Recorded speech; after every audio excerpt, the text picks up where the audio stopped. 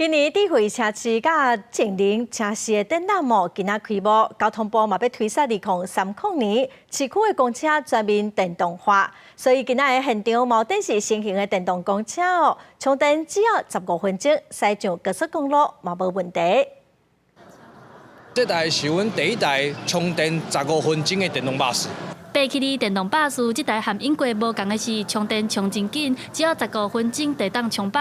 业者讲，这台马力有够，会当驶去哩高速公路。这是业者配合交通部推动2030年市区公车全面电动化所设计的电动巴士。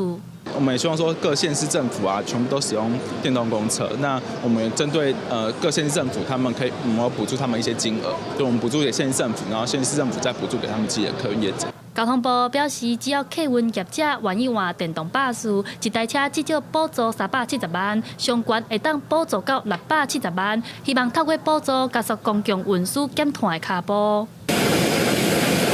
这一只准备要拍打的是笋糖，是一只专门咧食喷的好糖。该拍打了后，更有丰富的蛋白质，会当摕来做动物的饲料。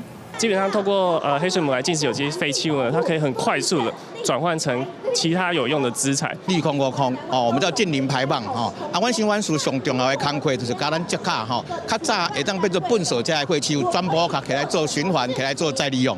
环境部表示，不管是交通车，也是循环肥料，这拢是政府部门为着2050年净零排放所规划政策。环境部表示，离2050年还有25天的时间，望民众会当斗阵配合，透过生活当中的一寡改变，做伙实现2050年净零排放的目标。记者戴阿选、柯敏哲台北报道。